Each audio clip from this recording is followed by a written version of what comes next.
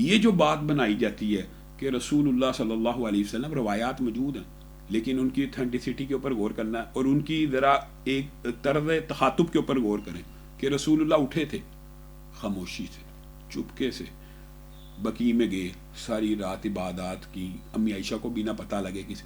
کیا نبیوں کا کام یہ ہوتا ہے کہ خفیہ عبادت کی جائے؟ اگر اس دن کوئی عبادت دوسرے دنوں سے عبادت سے افضل ہے، جیسے جمعے کا دن افضل ہوتا ہے، تو کیا رسول اللہ نے بتانا نہیں تھا؟ کیا رسول اللہ خاموشی سے یہ کام کرتے؟ نہیں. حریص علیکم بالمؤمنین رؤوف رحیم. رسول اللہ یہ چاہتے ہیں، میں آپ، رسول اللہ کی چاہت یہ ہے کہ میری پوری امت جنت میں چلی جائے.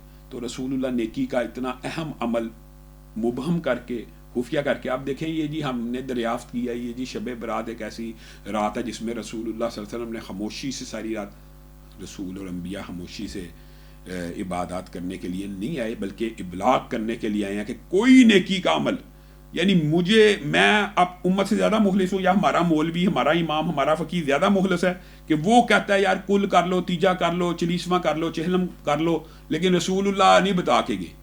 تو اس چیز کے اوپر ہمیں غور و فکر کرنا چاہیے.